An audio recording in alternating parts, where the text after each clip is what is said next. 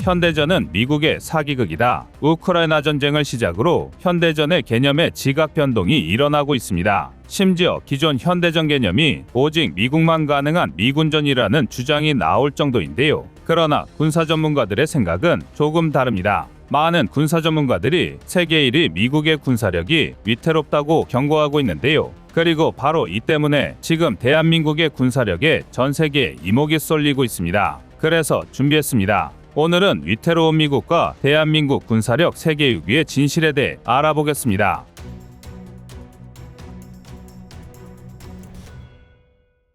지금에 와서야 설득력이 떨어졌지만 현대전이란 곧 총력전의 반대말과 같았습니다. 과거처럼 우리나라 대 남의 나라가 1대1로 싸우는 게 아니라 거미줄처럼 얽혀있는 국제관계 속에서 주요국들의 개입이 당연시되기 때문인데요. 우크라이나 전쟁의 흐름을 보면 이를 아주 잘 알 수 있습니다. 일반적으로 전문가들은 2014년 시작된 돈바스 전쟁을 우크라이나 전쟁의 첫 물리적 충돌로 보고 있습니다. 러시아가 추구하는 전형적인 현대전의 모습이었다고 할 수 있는데요. 러시아 입장에서는 타국의 개입 없이 우크라이나의 국력을 소모하고 원하는 바를 얻을 수 있는 상책이었습니다. 실제로 이때까지만 하더라도 돈바스 전쟁에 개입하는 주요국은 미국 정도가 전부였습니다. 심지어 그것도 간신히 체면치레할 정도의 군사원조가 전부였는데요. 오죽하면 다수의 군사 전문가들이 우크라이나 전쟁 초기 러시아의 승리를 예상했을 정도입니다. 우크라이나에게 러시아의 침략은 그 즉시 국력을 총동원해서 대응해야 하는 절체절명의 위기였지만 세계 2위 군사대국인 러시아 입장에서는 푸틴의 말 맞다나 특수군사작전 정도에 불과했기 때문입니다.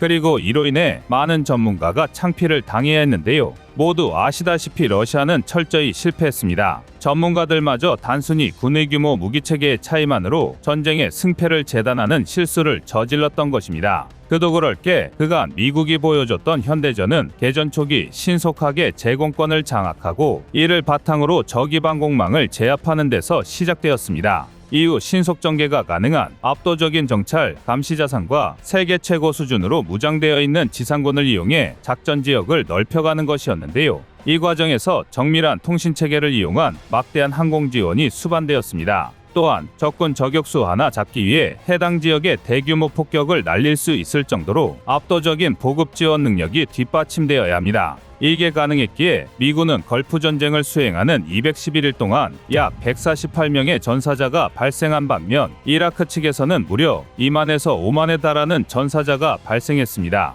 그리고 전쟁은 미국의 승리로 끝을 맺었는데요. 상황이 이렇다 보니 세계 2위 군사력을 가진 러시아가 속전속결로 우크라이나를 끝내버릴 것이라는 예측은 당연해 보였습니다. 그러나 예상과는 정반대로 러시아군 현대전 능력은 국내 꼬마들 전쟁놀이만도 못했는데요. 더군다나 전쟁이 장기화되고 총력전이 되어가면서 전쟁을 지속할 능력이 부족하다는 사실이 낱낱이 드러나고 있습니다. 이는 미국과 러시아의 결정적인 차이 때문인데요. 당연한 얘기지만 현대전에는 돈이 필요합니다. 그것도 아주 많은 양의 예산이 필요한데요. 일례로 현대 미군 보병 한 명을 완전 무장시키는 데에는 약 17,500달러, 하나 약 2,150만 원에 육박하는 금액이 필요하다고 추측됩니다. 미군의 강력함은 이런 일개 보병 단계까지도 수천만 단위의 첨단 기술이 적용되었다는 점입니다. 그리고 이게 가능한 이유는 미국의 어마어마한 경제 규모 덕분입니다. 실제로 2021년 기준 미국의 GDP는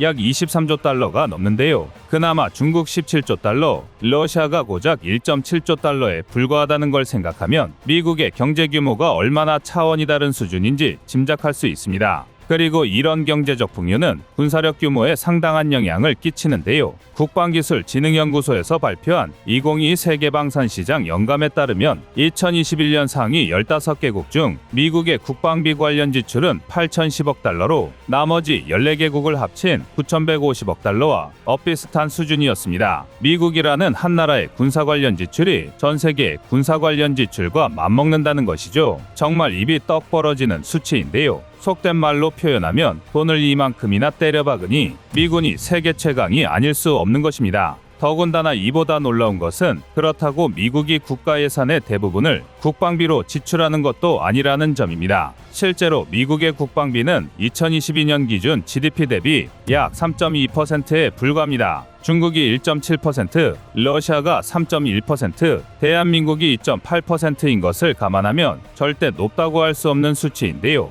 그럼에도 불구하고 미국의 막대한 경제 규모가 군사력의 강력함을 뒷받침하는 것입니다. 하지만 그렇기 때문에 바로 여기서 중대한 오류를 범하기 쉬워지는데요. 군사력, 경제 규모와 반대로 현재 미국 내부의 상황은 최악으로 치닫고 있습니다. 즉 일부에서 말했던 것처럼 자국 내부의 문화와 시민의식이 분열하고 있다는 건데요. 현재 미국은 막대한 규모의 군사력을 바탕으로 세계 최강을 석권하고 있지만 총력전 혹은 그에 준하는 상황, 예를 들어 양안전쟁과 같은 상황을 가정했을 때 정말로 압도적인 강력함을 보여줄 수 있을지는 의문입니다. 당장 미국은 지난 2021년 20여 년을 이어온 아프간 전쟁에서 결국 패배를 선언했는데요.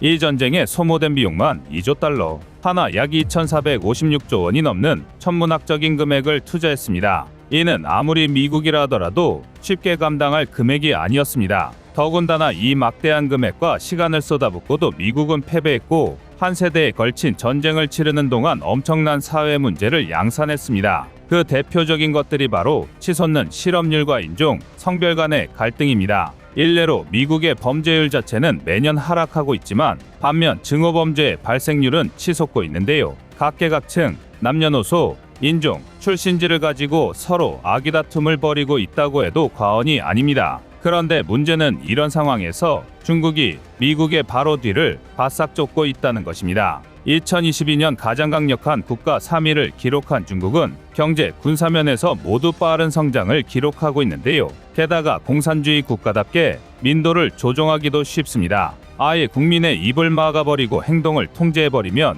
당분간의 전쟁 유지는 가능할 것입니다. 코로나19 팬데믹 당시 중국 공산당과 시진핑이 펼쳤던 강력한 제로 코로나 정책이 이를 증명하는데요. 물론 이런 억압적인 방식은 단기간의 효과에 불과합니다. 실제로 미국 싱크탱크 CSIS는 워게임 보고서를 통해 양안전쟁 발발 시 중국 해군은 괴멸하고 미국이 결국 승리할 것이라고 추측했는데요. 하지만 이 과정에서 미 해군 또한 항공모함 2척, 대형 전함 10에서 20척을 잃고 고작 3주 만에 3,200명에 달하는 병사가 전사하는 등 중국 못지않은 심각한 피해를 볼 것이라고 내다보았습니다. 중국의 대만 침공이 4년 뒤에 단행될 것이라는 예측과 함께 이런 단기간에 상황을 역전시킬 수 있는 건 주요국의 개입뿐인데요. 바로 세계 6위의 대한민국입니다. 순위에 매겨진 상위 5개국, 미국, 러시아, 중국, 독일, 영국, 그리고 나머지 한국, 프랑스, 일본, UAE, 이스라엘 중 미국의 동맹국이면서 참전을 결정할 수 있는 나라 가운데 가장 강력한 군사력을 가진 게 바로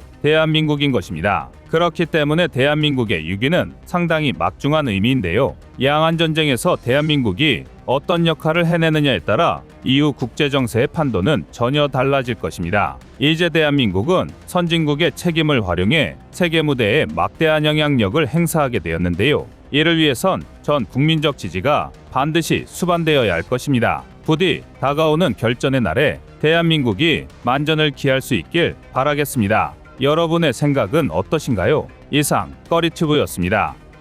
안녕하세요, 꺼리튜브입니다. 여러분의 가부나 성원에 힘입어 군사무기에 관심 없는 분들도 쉽게 이해하실 수 있는 대한민국의 육해공 군사무기의 숨은 비하 이야기를 책으로 엮었습니다. 하루 종일 검색해도 절대 찾을 수 없었던 비밀스러운 내용을 이제 책으로 만나보세요.